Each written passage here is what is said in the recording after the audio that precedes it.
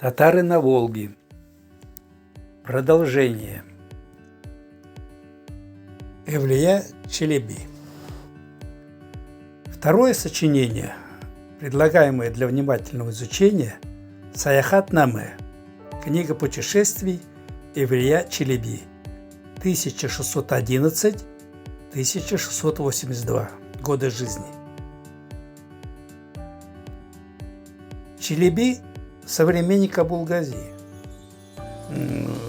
1603-1664 года жизни Абул-Гази. Родословная татар Абул-Гази и книга путешествий Эвлия Челеби написаны на тюркском языке. Удивительным образом содержание этих книг совпадает, хотя Хивинский хан и стамбульский дервиш знакомы не были и друга труды не читали. Да, безусловно, многие высказывания Эвлия Челеби похожи на мифы и легенды.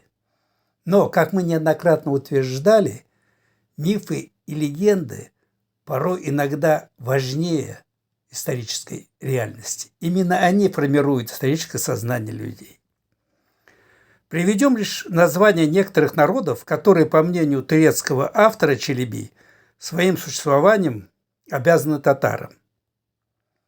Хинд, синд, чин, казак, могол, тюрк-татар, османские турки, азербайджанцы, крымские татары сюда входят. Узбек, кумык, калмык, нагай, хиждек. Так Челеби называет хазанских, астраханских и сибирских татар. Нагатай, лезгин, грузин, мегрел, армян, грек, имеется в виду современные греки, не античные, туркмен, кабарда, Израиль-Караим, московит, булгар, а также испан, итальян, француз, генуз, португал, серб, хорват, латин, латаринг. Казанских татар Челеби называл хиждеками. Есть такой легендарный странствующий герой в татарской мифологии. Не от хана ли Хишилу он произошел, основателя Булгара, города Булгара. Именно татарский хан Кишилу основал Булгар, как мы ранее это выяснили с помощью Хусаина Амирхана. Роль Казани в империи Чингисхана, согласно Челеби, была более значительной, чем изображается это в традиционной историографии. Правда, если только под Казани автор не подразумевает какой-то другой город, какую-нибудь еще одну, третью Казань. Ведь помимо современной Казани, столицы современного Татарстана, которую все сегодня знают, существовала еще одна Казань – Иске-Казан, Старая Казань, находящаяся от нее в 45 километрах. Сейчас там располагается исторический заповедник. Но существовала ли третья Казань и где она располагалась?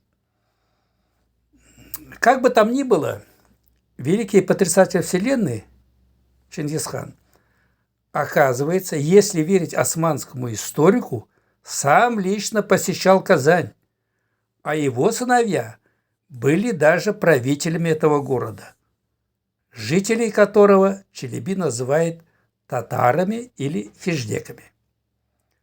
А похоронили великого хана в стране Аждер-хан, Астрахани.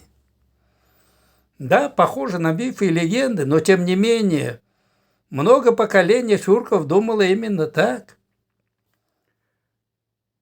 Но сначала нужно отметить, что Чингисхан имел еще одного старшего сына, о котором не знают или тщательно скрывают официальные историки.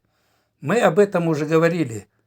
Профессор Казанского университета Васильев раскопал старинные китайские документы, где об этом тоже говорится.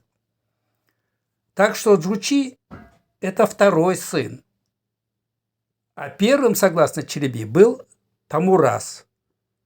получивший мусульманское имя Абу Саид. По 7 лет, цитата из Челеби, он был ханом в городах Балухане, Аджирхане, в стране Казань, в городе Идиль-Сарае, а затем в стране Крымской. То есть Челеби считает, что старший сын Чингисхана в течение 7 лет управлял страной Казань. В скобках заметим, что другой татарский историк Хади Атласи в своем исследовании «Казан Хадлыгы», изданном в 1914 году, отрицает существование Саид-хана среди правителей Казани. Саид-ханом называли не сына Чингисхана, а его внука Бату. Но он тоже не был правителем Казани. Хотя тут есть нюансы. Васильев ведь не говорит, профессор Васильев, историк, что звали его Саид-ханом, старшего сына Чингисхана от первой жены. Он называет его Би. А Саид-хан, да, это был Бату, это внук Чингисхана.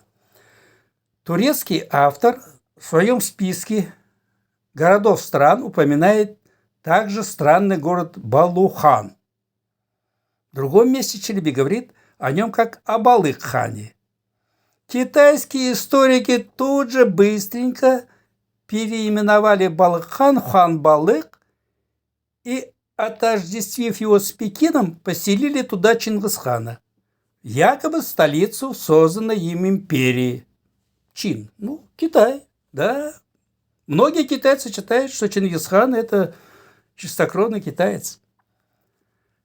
Хотя даже официальные переводчики трудов Челеби в примечаниях предполагают, что Балык-хан – это никакой не хан Балык, Пекин, а вторая столица Золотой Орды на Волге, Берке-Сарай.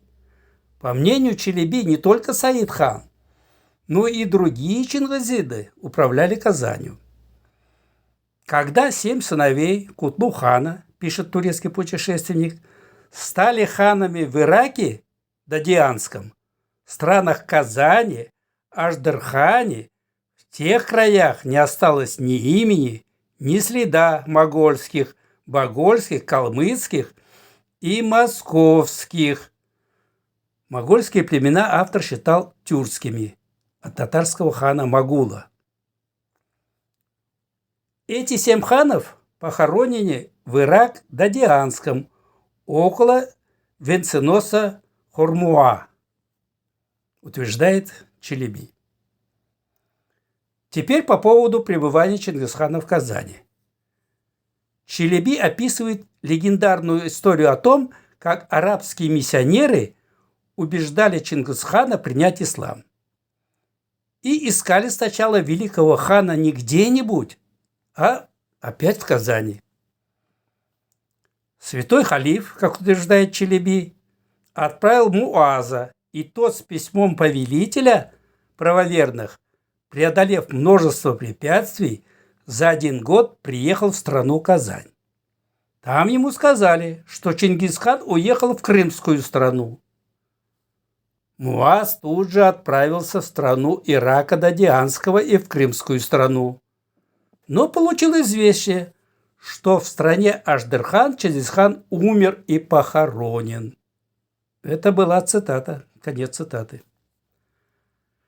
О том, что у Чингисхана был еще один старший сын, утверждал не только турецкий странник Челеби, но и русский историк Васильев, мы об этом уже сказали. А вот о том, как Чингисхана пытались перевести в мусульманскую веру, мы поговорим в следующем видео.